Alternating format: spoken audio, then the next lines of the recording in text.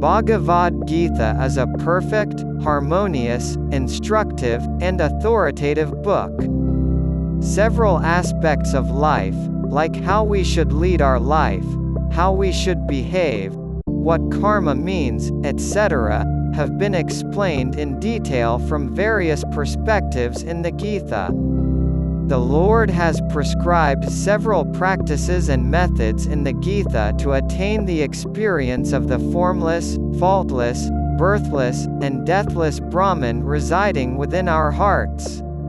Many great seers, like Adi Shankara, Gandhiji, Tilak, etc., wrote commentary on Bhagavad Gita and thereby spread its message. We will attain self-knowledge if we study, understand, and practice Gita. Such is the glory of Gita. As the frog in a well doesn't know about the ocean, we cannot even understand the wide-hearted people. Then how can we understand God? Our minds and senses cannot catch Him. We don't possess the required concentration and purity. We cannot understand Krishna until and unless we rise to the level of Krishna. With block-headedness and little-mindedness, if we state that we cannot understand Gita and that the entire content in Gita is false, it symbolizes our foolishness. Krishna did not preach Gita emotionally or momentarily attracted us towards him. He did not preach with any expectation. His only intention was for all of us to attain self-knowledge. Krishna preached the verses in the Gita 5,000 years ago. Though centuries have passed, they are as relevant today as 5,000 years ago. They will also be equally relevant in the coming future. Such is the glory of Gita. If a single word comes out of the Supreme Lord's mouth, it lasts for crores of years and becomes practical. If we understand Gita, we attain a concentration of mind and become aware of how to lead our lives. Everything has been taught in Gita. There is nothing left out that has yet to be taught in Gita. Every small thing has been compiled, harmonized, and preached in the 18 chapters to make it understandable to our intellect. Sri Krishna tries to pull us back into the path of righteousness whenever we go astray. Hence, he became an incarnation. We possess neither patriotism nor devotion nor reverence for work nor responsibility. To divert us in the right direction from the wrong direction, Krishna made Arjuna an instrument to preach Gita to the entire humanity. Until and unless we understand Krishna's glory and recognize Him as the Supreme Lord who drives all the jivas, we cannot attain reverence for His words and thereby understand the same. Some people question, we get anxious when we need to catch the train at 5 in the morning. Then how could Krishna preach Gita on the battlefield? Tension may exist for jiva, but what tension can exist for God? Is there anything impossible for God? Lord Krishna represented God when he preached Bhagavad Gita to Arjuna on the battlefield. Therefore, it is called Bhagavad Gita, or the celestial song of God. Vyasa wrote it in verses. However, the one who preached it, the one who listened to it, and the one who wrote it is Lord Krishna only. There is nothing apart from him. If we think that there is anything apart from him, we will increase our ego. The Lord has taught us the Gita in an easy and understandable language. The Lord declared us immortal when we always considered ourselves mortal. The essence of the Vedas is the Gita. We may find some irrelevant things in the Vedas, but God has made a garland of all the relevant stuff in the form of Gita. The Lord said, O Arjuna, don't wait for someone to come and help you. Convert your mind and senses to your friends and relatives. If your mind and senses are within your control, even if all the people in the world become your enemies, none can harm you. If your mind and senses are not within your control, even if all the people in the world are favorable, they cannot help you. Don't make your mind as your enemy. Make it your friend. The Lord said, "As you are served by your true friends, even your mind and senses should serve you similarly." Once you experience the bliss within your heart, it becomes its own witness. There is no other joy or peace greater than this, either in this world or other worlds. God has narrated this scripture called Bhagavad Gita only to awaken you into such bliss, such joy, and the glory of self-knowledge even when the body is alive. Bhagavad Gita is also referred to as Mother Gita. Only Gita got the title of Mother. Bad children may exist, but an evil mother cannot. Even if the mother gets killed by her son, she would only desire his welfare. This place exists only for a mother. People possess different types of qualities. However, Mother Gita loves them all alike. However much a person may be wicked, Mother Gita loves him. Such is the greatness of Gita. Harmonizing so many types of people with different qualities, possessing equanimity towards everyone, and preaching to everyone according to their consciousness level. The only book that wants to bestow self-knowledge on everyone is Bhagavad Gita. Our tradition has a slogan: Gita, Ganga, Gayatri, Govinda. It implies that reading and understanding Gita is equivalent to reading all the books in the world. If you take a bath in the Ganges, it is equivalent to taking a bath in all the world's rivers. If you chant the name of Gayatri, you will get the result of chanting all the mantras in the world. If you salute Govinda, it is equivalent to saluting all the gods in the world. Adi Shankara said, "Meditate upon the form of Govinda. Study the Bhagavad Gita. Read the Vishnu Sahasranama, then you will get liberated." If you read at least a little of Gita and understand even a single verse in the Gita, you will get liberated. Lord Krishna has explained in an orderly manner how to attain prosperity and progress gradually.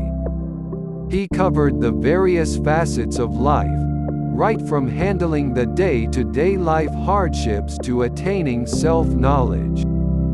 The rishis first experienced reality and then preached. But here, Krishna is the Supreme Lord himself. Everyone is the same for the Lord. All the jivas are but his children. Therefore, he mentioned words that are beneficial to all. He said, "What needs to be followed and what needs to be given up? Decide the same based on scriptures."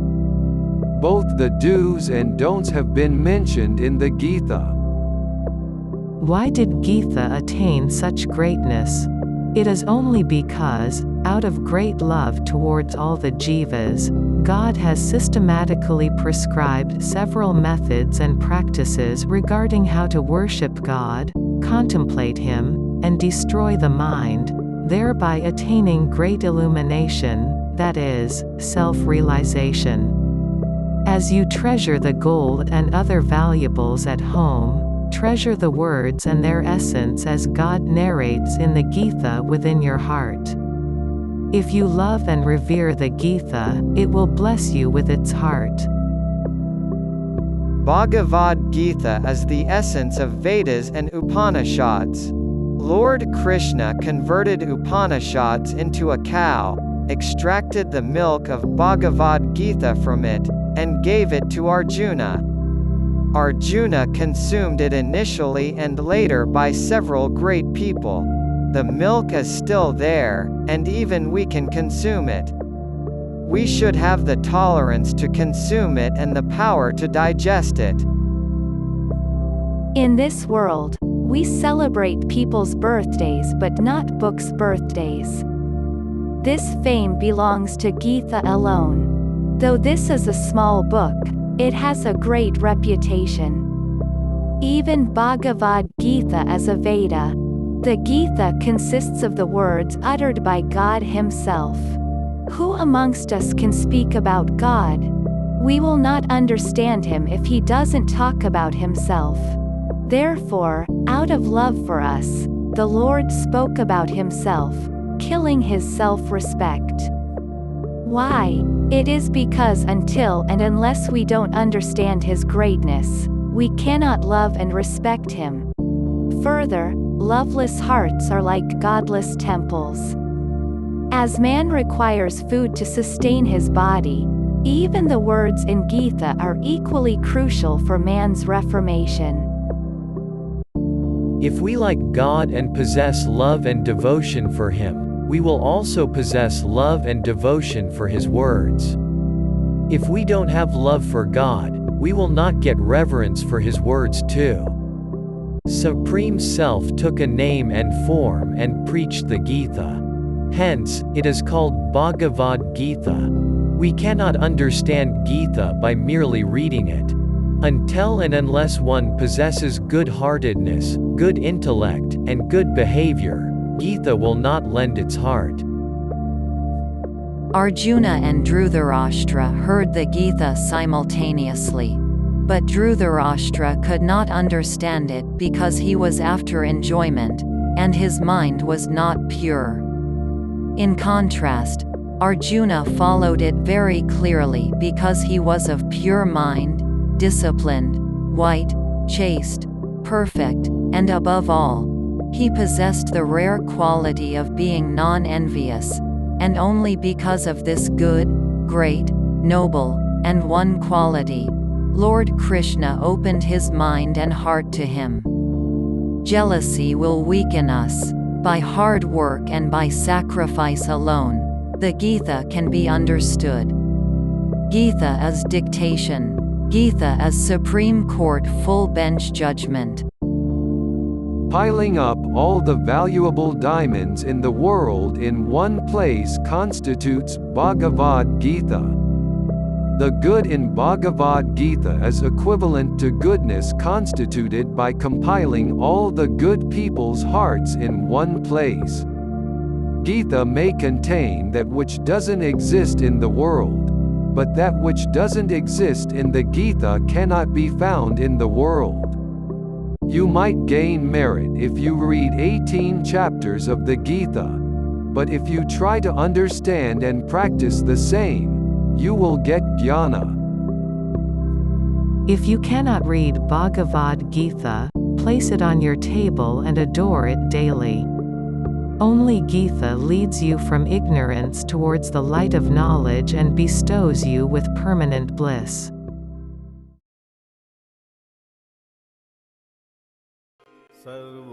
सर्वोपनिषदो गावो दोग्धा गोपालनन्दनः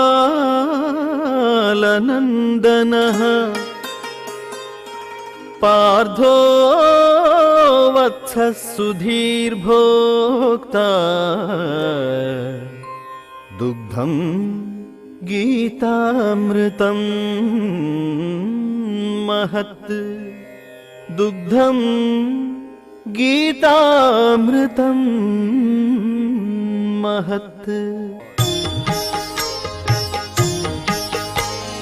गोविंद कृष्ण हरि गोपाल जय जय राधा रमण हरि गोपाल जय जय नारायण हरि गोपाल जय जय पांडुरंग हरि गोपाल जय जय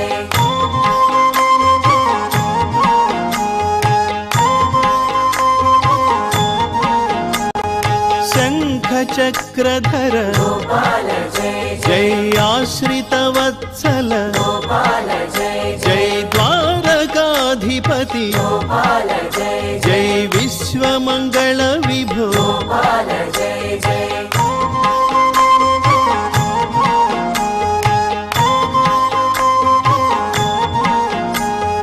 श्रीवत्साङ्कित श्रीकौस्तुभधर गोवर्धन गिरिधर गोकुलपालक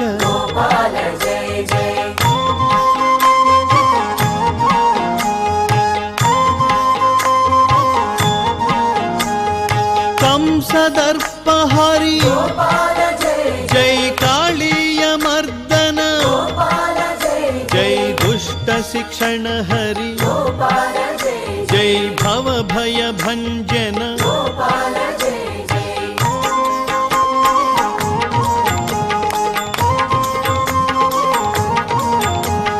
जगदाधार कलुष विदूर यदुकुल तिलक आनंदकारक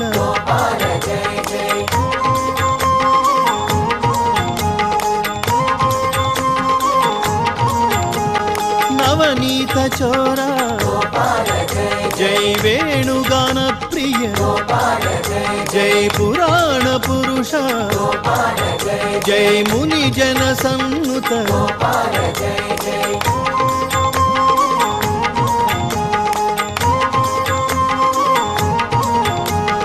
दुःख विमोचन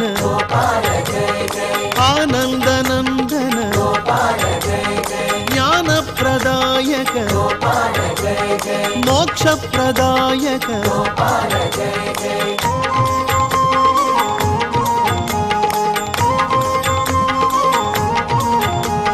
देवकी प्रिय सुत जय यशोदनंदन जय वसुदेव प्रिय जय सुंदर सुमधुर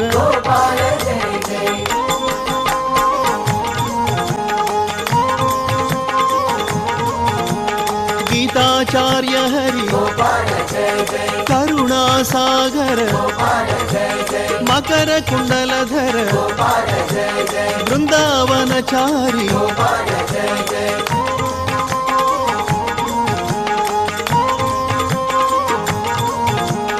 रुक्मिणी वल्लभ जय सत्यभामा प्रिय जय गोपी जनहित जय पतित पावन हरि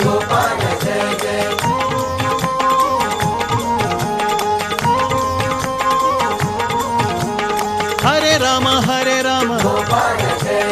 राम राम हरे हरे हरे कृष्ण कृष्ण कृष्ण हरे हरे